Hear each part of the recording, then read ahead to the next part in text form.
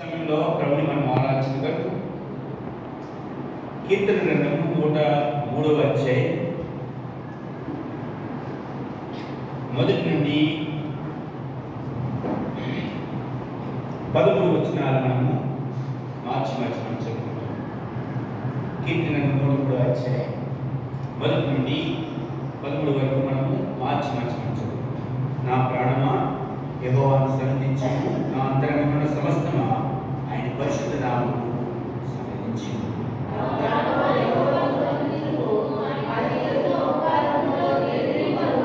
ఆయన నీ దోషములన్నిటినీ క్షమించువాడు, నీ సంకటములన్నిటినీ కుదుర్చువాడు.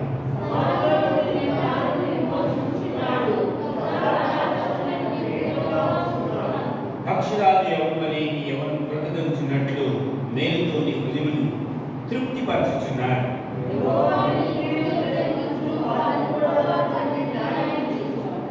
ఆయన మోషేకు తన మార్గమును తెలియజేశాను, ఇశ్రాయేలు వంశస్థులకు తన క్రియలను కనుపరిచాను.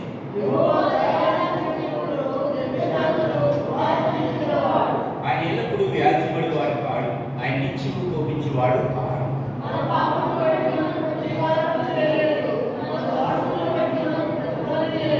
భూమి కంటే ఆకాశం ఎంత ఉన్నతంగా ఉన్నదో ఆయన భయపడే వారి ఆయన కృప అంతరంగా ఉన్నది.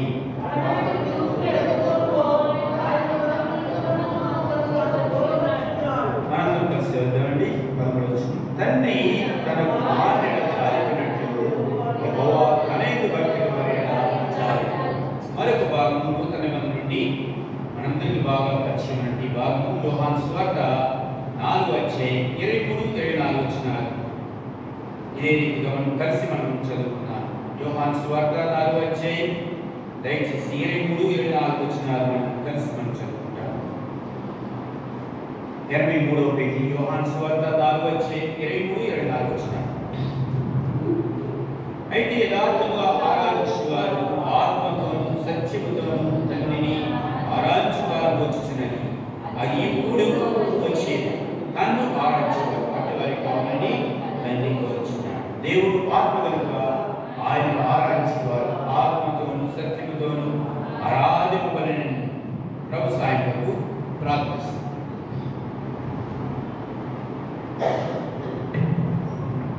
జీవముల మా పరలోకపు తండ్రి, పరిశుద్ధుడైన దేవా, ఆకాశం మహాకాశము పట్టజాని గొప్ప తండ్రి, సకల ఆశీర్వచన స్తోత్రం నుంచి నీ ఘనమైన స్తుతింపబడుగాక. నీ ప్రేమల కుమారుడు మా రక్షకుడైన యేసుక్రీస్తు నామములో వందనములు స్తోత్రములు చెల్లించుకుంటున్నాను. ఈ ప్రభు పునరుత్థాన పండుగ దినాన్ని మాకు ఈవిగా అనుగ్రహించినందుకే స్తుతిస్తున్నాను. కృపగల తండ్రి, సంఘంలో జరుగుతున్న పరిచర్యను, ఈ స్థలంలో జరుగుతున్న పరిచర్యను మీ చేతికి అప్పగిస్తున్నాను. బలహీనను మీ శిలువ చాటును మరుగు చేయండి. మీ ఆత్మాభిషేకం నాకు అనుగ్రహించండి. కీర్తన 81:10, యెషయా 16, ఇర్మియా 1:9, నిర్గమా 4:12 ప్రకారం మీ సహాయం కోరుకుంటూ ఘనత మహిమా ప్రభావాన్ని ఆరాధించుకుంటూ జీవముల దేవుని ఏ విధంగా మేము మహిమపరచాలి, స్తుతించి ఆరాధించాలి. మాకు మీ యొక్క పరలోకం నుండి నూతన తలంపుల ద్వారా మేము ఆరాధించడం సిద్ధపరచండి. యేసుక్రీస్తు ప్రభు సజీవ నామమున స్తుతించి ప్రార్థించి వేడుకుంటున్నాను మా పరమ తండ్రి, ఆమేన్.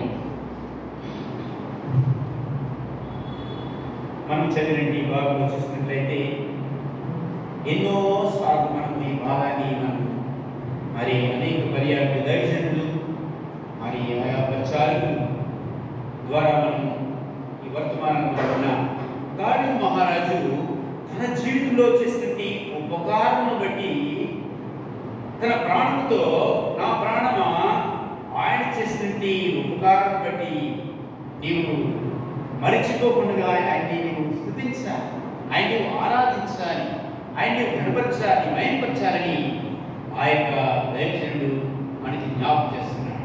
అదేవిధంగా మన జీవితాల్లో కూడా జీవుల దేవుడు మన ప్రభువు యేసుక్రీస్తు వారి ద్వారా మన జీవితంలో చేసినటువంటి ఉపకారం బట్టి మనం కూడా ఈ సమయంలో ఆరాధించడానికి మనం కూడా సిద్ధపడాలని ప్రభు కోరుతున్నాడు. మొదటిగా చూడండి, 3వ వచనంలో చూసినట్లయితే ఆయనని దోషములన్నిటినీ క్షమించువాడు, ఈ సంకటములన్నిటినీ కుదిర్చేవాడు అని రాయాలి. కాబట్టి మన యొక్క పాపం నుండి మన యొక్క దోషం నుండి మనల్ని విడుదల చేయడానికి, విమోచించడానికి, క్షమించడానికి ప్రేమగల దేవుడు ఆయన మనలను ఆయన కనికరించినాడు. ఆయన ఆ యొక్క సంకటములన్నింటి, ఆ యొక్క మరి సంబంధమైనటువంటి రుగ్మతల నుండి, ఆత్మ సంబంధమైన వ్యాధుల నుండి, ఆత్మ సంబంధమైన దుఃఖము నుండి, వేదన నుండి, బాధ నుండి, చివరికి ఇది ఆ భయంకరమైన నిత్యాగ్నిగుండానికి, నరకానికి తీసుకుపోయింది ఆ యొక్క మరణం, వేదన, దుఃఖం నుండి మనల్ని విడిపించిన విధానాన్ని మనకి ఇక్కడ జ్ఞాపకం చేస్తున్నాడు.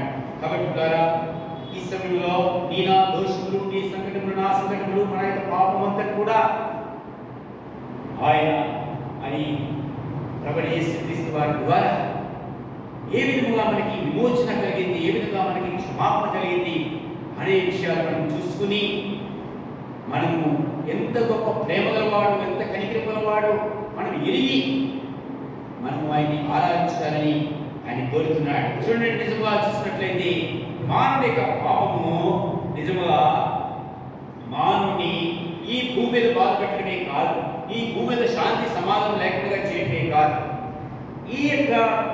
ఈ మట్టి గడ్డాన్ని, ఈ శరీరాన్ని విడిచిన తర్వాత కూడా అంతకంటే భయంకరమైన దుఃఖము, వేదనకి, భయంకరమైన నిత్య నరకములకు గురి చేసేటి దౌర్భాగ్యమైన స్థితికి తీసుకెళ్ళి ఈ భయంకరమైన పాపం నుండి విడిపించినట్టు ఈ యొక్క విడుదల, విమోచన మనం జ్ఞాపకం చేసుకుని ప్రభుని మనం ఆరాధించాలని ప్రభు కోరుతున్నాడు. చూడండి, రోమిలకు రాసిన పత్రిక 6వ అధ్యాయం కూడా వచ్చింది. దయచేసి చదవండి. రోమపత్రిక 6వ అధ్యాయం కూడా వచ్చింది. ఏలైనగా పాపమును వచ్చే జీతం మరణము, అయితే దేవుని కృపావరము మన ప్రభువైన క్రీస్తు యేసునందు నిత్య జీవమని వ్రాయబడింది. కాబట్టి ఇక్కడ మనం జ్ఞాపకం చేసుకుందాం. ఇక్కడ 2 భాగాలు ఉన్నాయి. మరణం ఉంది, నిత్య జీవం ఉంది. నిత్య నరకము, నిత్య జీవం అని మనకి తేటగా వ్రాయబడుతుంది. పాపం వలన నిత్య నరకము, పరిశుద్ధత వలన నిత్య జీవం అని మనకి జ్ఞాపకం చేయబడుతుంది. ఈ లోకంలో అపవాది వలన నిత్య నరకము, ప్రభువైన యేసుక్రీస్తు ద్వారా మనకి నిత్య జీవం ఉన్నదని మనకి జ్ఞాపకం చేయబడుతుంది. ఈ లోకంలో శత్రువు తీసుకొచ్చే ప్రతి విధమైన దుష్టుని యొక్క క్రియల్ని కూడా ఆ భయంకరమైన మరి దానిని ఏమంటారంటే యాతన పడేటి ఆ యొక్క మరణము పొందేటి ఆ యొక్క పాతాళలోకము, లేక నిత్య నరకము, అగ్ని గుండము. రెండవదిగా ప్రభువైన యేసుక్రీస్తు ద్వారా నిత్య శాంతి, నిత్య సమాధానం, నిత్య సంతోషం. కాబట్టి ఈ విధముగా నేను కూడా సమస్త ఆనందంతో, సమాధానంతో కూడా పరిశుద్ధత కలిగి, నీతి కలిగి మనము నిత్య జీవంలో మనము సమృద్ధి జీవాన్ని మనం పొందడానికి ఈ యొక్క సమయంలో చూడండి, ఈ పాపము వలన వచ్చే జీతం మరణం అని మనం చూస్తున్నాం. దానిని విడిపించడానికి ప్రభువైన యేసుక్రీస్తు వారు 2024 సంవత్సరాల క్రితం ఈ యొక్క భూమి మీదకి ఆయన పంపబడిన ప్రభువైన యేసుక్రీస్తు వారు. చూడండి, ఆ ప్రభువైన యేసుక్రీస్తు వారు 103వ కీర్తన 11వ వచనంలో మనం చూసినట్లయితే 10వ వచనం చదవండి. మన పాపములను బట్టి మనకు ప్రతీకారం చేయలేదు, మన దోషములను బట్టి మనకు ప్రతిఫలము ఇవ్వదు. నిజంగా చూసినట్లయితే మానవుడు తన యొక్క పాపమును బట్టి మరణం పొందాలి. పాపం చేయవాడే మరణం పొందాలి, పాపం చేయవాడే శిక్ష పొందాలి. కాబట్టి ద్వారా మన పాపములకు వచ్చే శిక్ష, మన పాపములకు వచ్చే బాధ, సమస్తమైన ఆ కష్టమంతా కూడా మనకు బదులుగా ప్రభువైన యేసుక్రీస్తు వారు ఆయన తన మీద వేసుకున్నాడు. అందులో నిజమే యోహాను సువార్త 1:29వ వచనంలో మనం చూస్తే, ఇదిగో లోక పాపమును మోసుకొని పోవు దేవుని గొర్రెపిల్లగా ప్రభువైన యేసుక్రీస్తు వారు ఈ నా పాప భారమంతా కూడా ఆయన మీద వేసుకోవడానికి ఆయన ఇష్టపడి మన పాపం బట్టి మనకు ప్రతికారం చేయడానికి ఇష్టపడలేదు కానీ, మన దోషులను బట్టి మనకు ప్రతిఫలం ఇవ్వడానికి ఇష్టపడలేదు కానీ, మనల్ని విమోచించడానికి ఆయన ఇష్టపడినాడు. నిజంగా మానవుని యొక్క చరిత్ర చూసినట్లయితే ఇర్మియా గ్రంథం 17వ అధ్యాయం 9వ వచనంలో ఏమని రాయబడిందండి? హృదయం అన్నిటికంటే మోసకరమైనది, అది ఘోరమైన వ్యాధి కలది, దాని గ్రహించిన వారు ఎవరు? కాబట్టి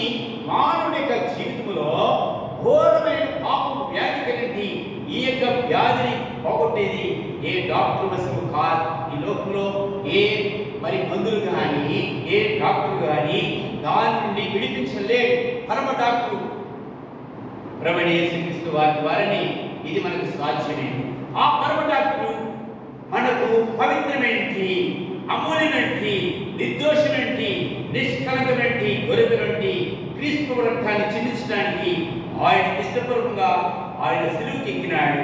ఆయన సిలువలో నిన్ను నన్ను కూడా ప్రేమించి తన రక్తవంతుని కూడా ధారపోస్తున్నాడు.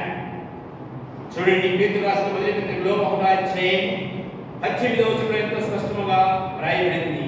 పితృపారంపర్యం నుండి మీ ఎంత ప్రవర్తన విడిచిపెట్టినట్లుగా వెండి బంగారం నుండి క్షయ వస్తువుల చేత మీరు విమోచింపబడలేదు, కానీ అమూల్యమును, నిర్దోషమును, నిష్ఠానికమైన గొర్రెపిల్ల వంటి క్రీస్తు రక్తము చేత మాత్రమే మీరు విమోచింపబడి ఉన్నారు. కాబట్టి నీవు నేను కూడా విమోచింపబడిన వారుగా మనం ఉన్నాం. నీవు నేను కూడా స్వస్థపరచబడిన వారుగా ఉన్నాం. యెషయా 53:5 మనం చూస్తాం, అతడు పొందిన గాయముల ద్వారా నీవు నేను కూడా స్వస్థత పొందుతున్నా. కాబట్టి ప్రభువైన యేసుక్రీస్తు వారు నిన్ను నన్ను ప్రేమించి మన మీద పడవలసిన పాప శిక్ష, మన దోషాలకు వచ్చేటి ఆ ప్రతీకారం సమస్తం కూడా ఆయన మీద వేసుకున్నాడు. ఆయన బాధలు పొందినాడు. ఆయన నోరు తెరవలేదు.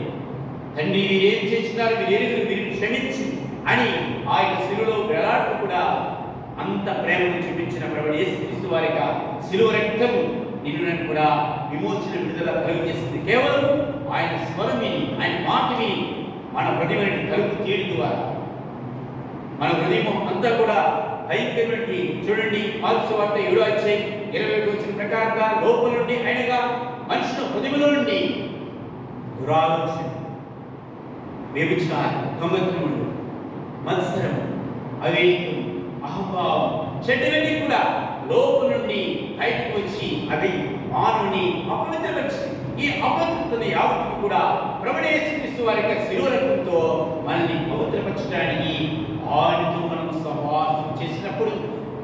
చూడండి, మొదటి యోహాను పత్రిక ఎంతో స్పష్టంగా రాయబడింది. యోహాను రాసిన మొదటి పత్రిక 1:7 చూసినట్లయితే ఆయన వెలుగులో ఉన్న ప్రకారం మనమును వెలుగులో నడిచినే.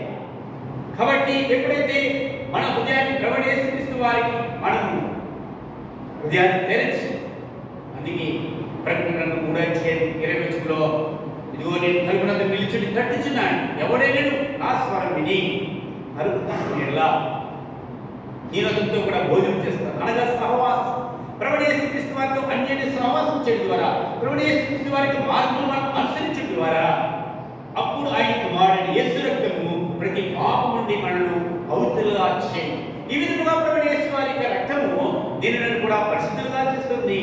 అదేవిధంగా రోమిలకు రాసిన పత్రిక 5:5 మనం చూసినట్లయితే 5:9 కాబట్టి ఆయన రక్తం వలన ఇప్పుడు నీతిమంతులుగా తీర్చబడి, ఆయన రక్తం అనగా ప్రభువైన యేసుక్రీస్తు వారి యొక్క రక్తము దీనిని కూడా సమస్త దుర్నీతి నుండి కూడా మనల్ని విడిపించి నీతిమంతులుగా చేస్తుంది. మనం పరిశుద్ధులుగా చేయబడుతున్నాం. రెండవదిగా నీతిమంతులుగా చేయబడుతున్నాం. చూడండి, మూడవదిగా చూసినట్లయితే 9వ వచనంలోనే మరింత నిశ్చయముగా ఆయన ద్వారా ఒక్కరి నుండి రక్షింపబడుతున్నాం. ఆ భయంకరమైన నిత్య అగ్ని గుండం నుండి, నిత్య నరకం నుండి, పాతాళ లోకం నుండి దేవుని కూడా విమోచన నుండి అనుభవంలోనికి తీసుకురాబడుతున్నా. కాబట్టి ఈ విధముగా ఆయన మనను విమోచించినాడు. ఆయన మనకు విమోచకుడైనాడు. ఆయన మనకు రక్షకుడైనాడు. అందరి వ్యక్తిని దావీదు మహారాజు ఏమంటున్నాడంటే, చూడండి, కీర్తన గ్రంథంలో 89వ అధ్యాయం 26 దావీదు మహారాజు ఎట్లా మాట్లాడుతున్నాడు చూడండి. దేవుని, నీవు నా తండ్రిని, నీవు నా దేవుడు, నీవు నా రక్షణ దుర్గము అని ఆయన అంటున్నాడు. కాబట్టి ద్వారా ఆయన ఏ విధంగా దేవుని ఆరాధిస్తున్నాడు. నీవు నా తండ్రివయ్యా, నీవు నా పరలోక తండ్రిని, నీవు నా దేవుడు, నీవు నా రక్షణ దుర్గము, నీవు నా యొక్క పాపం నుండి, శాపగ్రస్తమైన జీవితం నుండి నన్ను విడిపించావు, విమోచించినావు కనుక నీవు నాకు రక్షకుడైనావు, నాకు విమోచకుడైనావు, నాకు నీ దేవుడైనావు, నీవు నాకు పరలోక తండ్రివైనావు అని ఆరాధించే అనుభవాన్ని మనం జ్ఞాపకం చేసుకుంటున్నాం. అంతేకాదు ద్వారా ఈ విధంగా ఆయనతో మనం సహవాసం చేయడం ద్వారా మనము ఈ విధంగా పరిశుద్ధులుగా, నీతిమంతులుగా, ఆ ఉగ్రత నుండి రక్షింపబడి ఈ విధముగా మనము ప్రభుత్వం మనం సహవాసం చేస్తూ ఉండగా ఆశీర్వాదములు అనేకటువంటి మేలులు ఉపకారాలు ఆయన ద్వారా మనం పొంది ఉన్నామని మరి కీర్తనకారుడు ఏ విధంగా ప్రభుని ఆరాధిస్తున్నాడో మనం కూడా అటువంటి అనుభవానికి మనం వెళ్ళాలని ఆయన కోరుతున్నాడు. పిల్లరా, ఆయన యొక్క దయా దాక్షిణ్యం, ఆయన యొక్క కృప కనికరం వలన నీవు నేను కూడా విమోచింపబడి అనుభవంలోనికి వచ్చిన నిజంగా మన పాపమును ఆయన ఎంత దూరపరిచాడంటే పడమటికి తూర్పు ఎంత దూరమో కీర్తన 103వ అధ్యాయంలో 12వ వచనంలో చూసినట్లయితే పడమటికి తూర్పుకి ఎంత దూరం ఉందో అంత దూరపరిచినాడు. అంతేకాదు నిజంగా ఆయన తండ్రి తన కుమారులను జాలిపడినట్లుగా మన ఎడల ఆయన జాలిపడి మన పాపముల విషయమై క్షమించి మనను భయంకరమైన నరకం నుండి ఆయన తన రాజ్యానికి వారసులుగా చేసుకోవడానికి ఆయన ఇష్టపడినాడు. కాబట్టి పిల్లరా, ఈ భూమి మీద నీవు నేను కూడా రక్షింపుడిని మనం ఆయనతో సహవాసం చేస్తూ ఏ విధముగా మనము మరి ఆత్మీయంగా మనం ఎదగాలి, ఏ విధంగా మనం ఆయన కొరకు మనం చురుకుగా ఉండి ఆయన కొరకు మనం ఏ విధంగా మనం పని చేయాలో ఆయన మనకు జ్ఞాపకం చేస్తున్నాడు.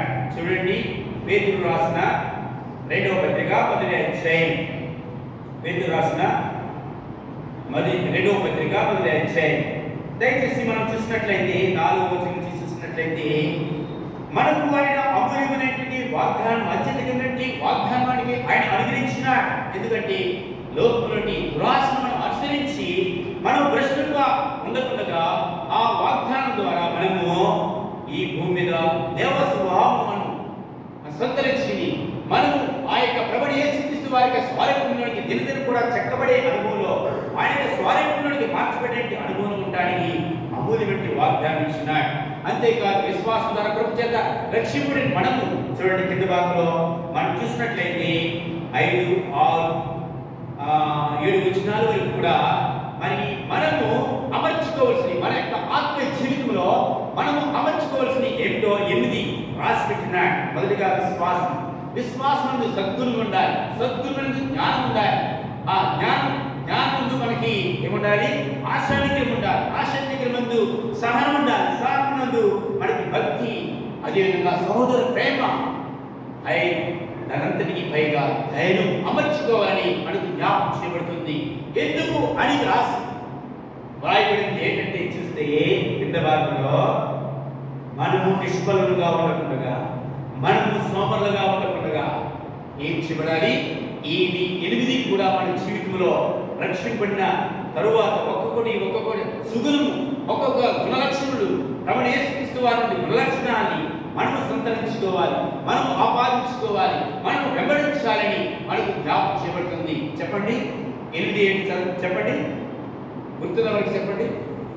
మొదటిగా ఎలా రక్షింపడ్డాము? మనం విశ్వాసంతో రక్షింపడ్డాము. ఆ విశ్వాసం అంటే మనకి ఏం కావాలి? సద్గుణం, మంచి గుణం కావాలి. తర్వాత సద్గుణంలో జ్ఞానము కావాలి. జ్ఞానము ఆశానికరమైన ఆశానికరము కలిగి ఉండాలి. ఆశానికరమైనందు సహనం కలిగి ఉండాలి. సహనందు భక్తి, భక్తి ఎందు సహోదర ప్రేమ, సహోదర ప్రేమ ఎందు దయ. ఇది మనం అమర్చుకున్నప్పుడే మనలో సోమరతనం ఉండదు. సోమరులుగా మనం ఉంటున్నామంటే ఈ గుణలక్షణాలు మనలో లేవు అని మనకు జ్ఞాపకం చేయబడుతుంది. అదేవిధంగా మనం ఫలవంతంగా లేకుంటే, మనం నిష్ఫలంగా ఉన్నామంటే ఈ 8 మన జీవితంలో లేవని మనం జ్ఞాపకం చేసుకోవాలి.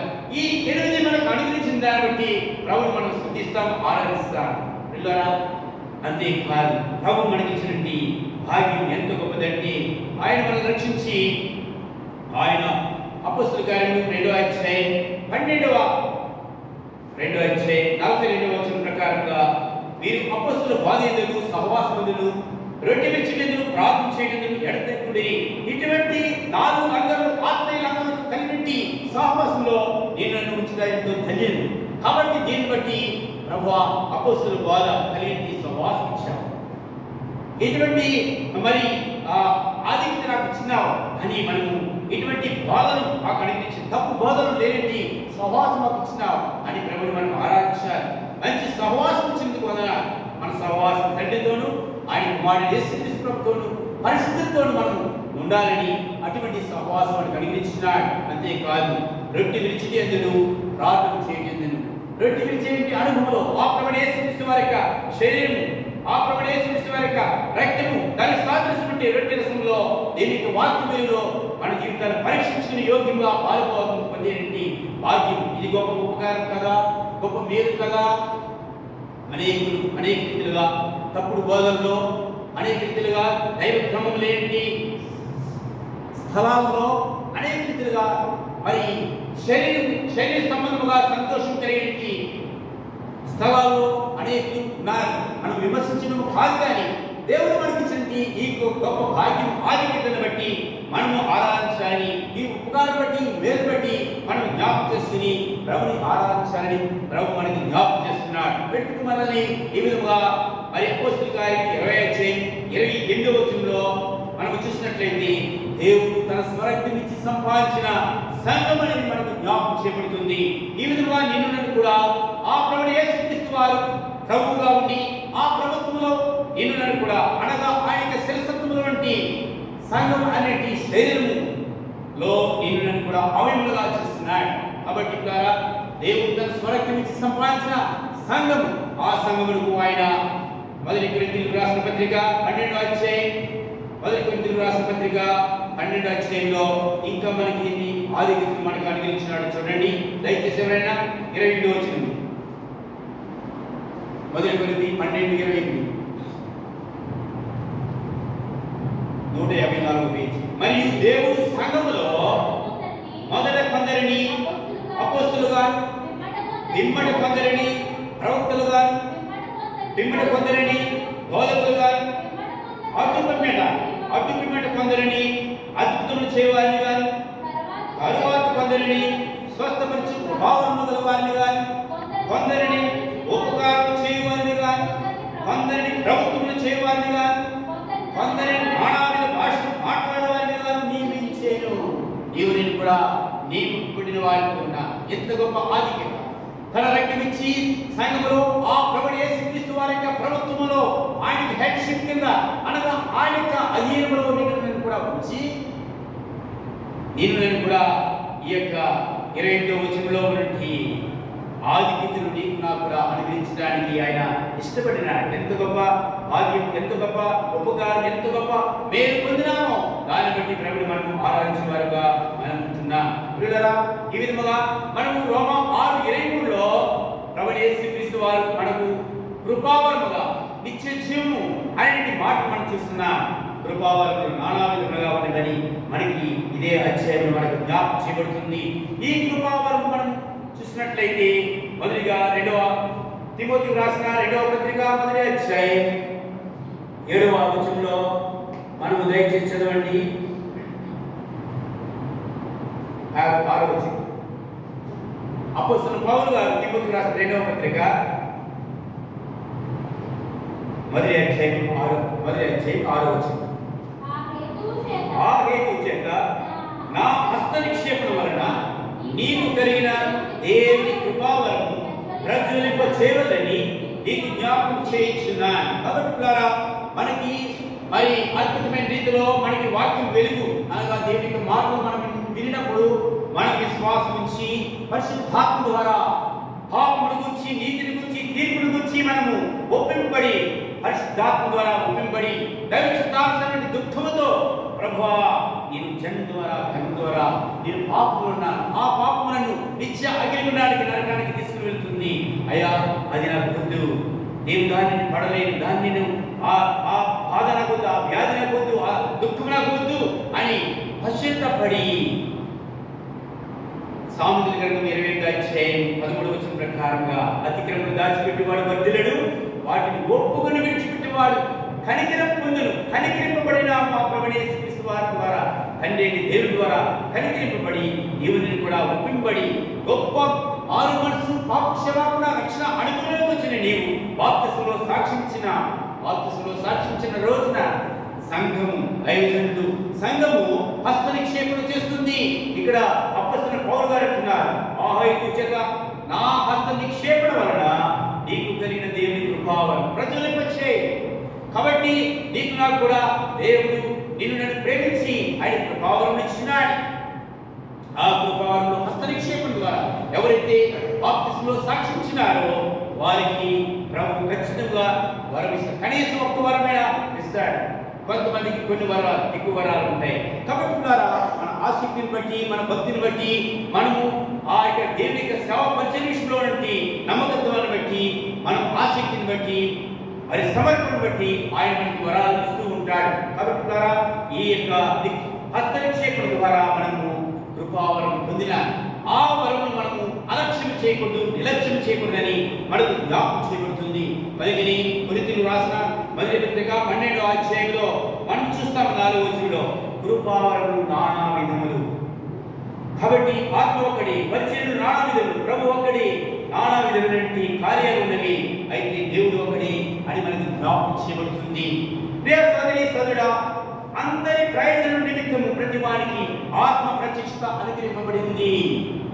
ఆ ఆత్మలను బుద్ధివాక్యం, ఆ ఆత్మలన విశ్వాసం, ఆత్మలన జ్ఞానవాక్యము, ఆత్మలన స్వస్థపరచు వరము, ఆత్మలన అద్భుత కార్యం చేయ శక్తి, ఆత్మలన ప్రవచన వరము, ఈ విధముగా నానా భాషలు మాట్లాడే భాగ్యము, భాషలకు అర్థము చెప్పే శక్తి, ఈ విధముగా కృపావరములు నానా విధములుగా ఉండి, మరి పరిచర్యలు నానా విధములుగా ఉండి, అందరి క్షమాభివృద్ధి, అందరికీ ప్రయోజనం కలిగినట్లుగా నిన్ను కూడా ప్రత్యేకమైన రీతిలో ఆయన నియమించుకున్నాడు, ఏర్పాటు చేసుకున్నాడు.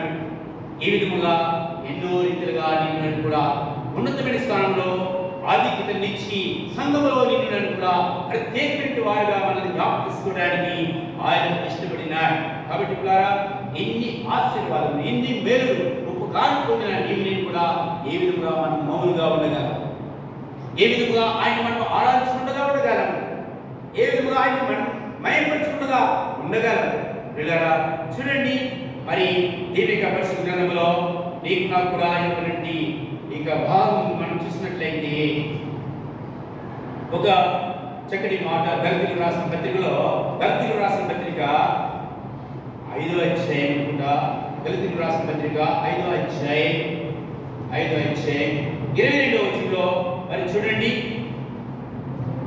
అయితే ఆత్మఫలం ఏమనగా ప్రేమ, సంతోషము, సమాధానము, దీర్ఘశాంతము, దయాళుత్వము, మంచితనము, విశ్వాసము, సాత్వికము, ఆశానిగ్రహము. కాబట్టి ఆత్మ ఫలభరితముగా ఉండాలని, ఆత్మ ఫలించాలని అనగా ఇటువంటి ప్రేమ, సంతోషము, సమాధానము, ఈ దీర్ఘశాంతము అన్ని మనం కలిగి ఈ 9 అనగా ఒక పండులో తొనలు ఒక 9 ఉన్నాయనుకోండి, అది సంపూర్ణమైన ఫ్రూట్ గా ఉంటుంది. కాబట్టి నీవు నేను కూడా సంపూర్ణమైన ఫలము అనగా ఆత్మలో మనం ఫలించే వారుగా, ఇతరులకి మనం క్షమాపణ కలిగించేసే వారుగా, సంఘానికి పేరు కలిగిలాగిన, తండ్రికి మహిమ వచ్చేలాగిన నీవు నేను కూడా ఆశీర్వదింపడినట్లుగా రక్షణ మనకు అనుగ్రహించి ఆయన మనకు రక్షకుడై, ఆయన మనకు దేవుడై, ఆయన మనకు సహాయం చేసిన బట్టి ప్రభుని మనము ఆరాధిస్తాం. మనము ఆరాధించే దేవుడు మరి చూడండి, రోమిలకు రాసిన పత్రిక 9వ అధ్యాయం 5వ వచనం, దాన్ని బట్టి ప్రభుని మనం ఆరాధించాలని ప్రభు కోరుతున్నాడు. రోమిలకు రాసిన పత్రిక 9వ అధ్యాయం 5వ వచనం దయచేసి ఎవరైనా మధ్య భాగంలో, ఈయన సర్వాధికారి దేవుడైంది, నిరంతరం స్తోత్రాలుడైనాడు, ఆమేన్ ప్రయత్నింది. కాబట్టి ఇన్ని పేరు, ఇన్ని ఉపకారాలను ఆధిక్యతనిచ్చిన ఆ ప్రభు సర్వాధికారి దేవుడు, సైన్యుడికి వెళ్ళిన దేవుడు, ఇశ్రాయేలు రాజుగా ఆయన మనకున్నాడు. ఆ రాజు ఈయన మనకి సర్వాధికారి దేవుడైంది, నిన్ను నన్ను కూడా ప్రేమించి రక్షణ పెట్టడమే కాదు, నీ ద్వారా నా ద్వారా నిరంతరము ఆయన మహిమ పొందాలి, నిరంతరం కూడా ఆయన స్తోత్రాలుగా ఉన్నాడు. కాబట్టి నిరంతరం కూడా ఈ సర్వాధికారి దేవుడు నీ ద్వారా నా ద్వారా మనకిచ్చినటువంటి ఆ యొక్క ఆధిక్యత ద్వారా, మనకిచ్చినటువంటి ఆ యొక్క ప్రభావం ద్వారా, ఇచ్చినటువంటి పరిచయం ద్వారా నీవు నేను కూడా తండ్రికి మహిమ తీసుకురావాలని, సంఘానికి క్షేమాభివృద్ధి కలిగి చేయాలని, ఓ దినాన్ని నీవు నేను కూడా ఆయన ద్వారా నా తండ్రి చేత ఆశీర్వదింపబడినవాడా లోపలికి రా అనేటువంటి ఆధిక్యతలోనికి, అంతేకాదు ఫలానందమైన మంచి దాసుడా నీ కొరకు సిద్ధపరచబడింది ఈ యొక్క బహుమానాన్ని తీసుకో, ఈ యొక్క కిరీటములు నీకే అని చెప్పినప్పుడు మనకి ఎంత ఆనందం, ఎంత సంతోషం, అది చెప్పని సైన్యమైనటువంటి ఆనందము, సంతోషం కలిగిన వారిని మహిమలో మనము ఆయన ఈ ఇచ్చినట్టి జీతం, ఇచ్చినట్టి బహుమానం, ఇచ్చినట్టి ఆ కిరీటమును మనం పొందడానికి ఆయన భూమి మీద మనం సిద్ధపరుస్తున్నాడు. ఏ విధముగా మనకి సంవత్సరం ఇచ్చినట్టి వాగ్దానం మొదటి దశల పత్రిక 5వ అధ్యాయం 27వ వచనం ప్రకారంగా సమాధానకర్తకు దేవుడు మిమ్మల్ని సంపూర్ణంగా పరిశుద్ధపరచును గాక. ఆయన మన ప్రాణ ఆత్మ దేహములను ప్రభుయేసు వారికి రాకడ వరకు కూడా సంపూర్ణంగా కాపాడబడేటి ఆ యొక్క భద్రతను మనకు ఆయన అనుగ్రహించి సర్వాధికారి దేవుడు నీ ద్వారా నా ద్వారా మహిమ పొందాలని ఆయన కోరుతున్నాడు. చూడండి, నెహెమ్యా గ్రంథము 9వ అధ్యాయంలో ఒక చక్కటి మాట వ్రాయబడింది. ఆయన మనం ఏ విధంగా మనం ఆరాధించాలి. చూడండి, నెహెమ్యా గ్రంథము 9వ అధ్యాయంలో 17వ వచనం మధ్య భాగంలో, అయితే నీవు క్షమించుటకు సిద్ధమైన దేవుడు, దయావాత్సల్యత గలవాడు, దీర్ఘశాంతమును బహుకృపయు గలవాడు. కాబట్టి మన దేవుడు ఆయన దీర్ఘశాంతం బట్టి మనల్ని కనికరిస్తూ వచ్చాడు. మనం కనికరింపడ్డాము. ఆయన క్షమించుటకు సిద్ధమైన మనసు గలవాడు కనుక మన పాపదోషం విషయమే మనకు శిక్ష వేయకుండా ఆయన మీద వేసుకుని మనల్ని క్షమించిన దేవుడు, క్షమించుటకు సిద్ధమైన దేవుడు అని ఆయన మనం ఆరాధించాలి. అంతేకాదు కీర్తన గ్రంథం 99వ అధ్యాయం 9వ వచనంలో చూసినట్లయితే ఆయన పరిశుద్ధమైన దేవుడు కనుక మనం ఆయన్ని ఆరాధించాలి, ఆయన గణపరచాలి. ఆ పరిశుద్ధ పర్వతం మీద మనం సాగిపడాలని ఆయన కోరుతున్నాడు. కాబట్టి నా ప్రాణమా యెహోవాను సన్నిధించుము, నా అంతరంగ సమస్తమా ఆయన పరిశుద్ధ నామమును సన్నిధించుము. ఆయన చేసిన ఉపకారములలో ఏది మరువమని మన యొక్క పితరుడి దావీదు ఆరాధించినట్టుగా మన ప్రాణ ఆత్మ దేహములతో దేవుడు ఆత్మ కనుక ఆయన ఆరాధించేవారు ఆత్మతోనూ సత్యంతోనూ తండ్రిని ఆరాధించు అట్టి కృపను ప్రభు మనకు అనుగ్రహించుగాక.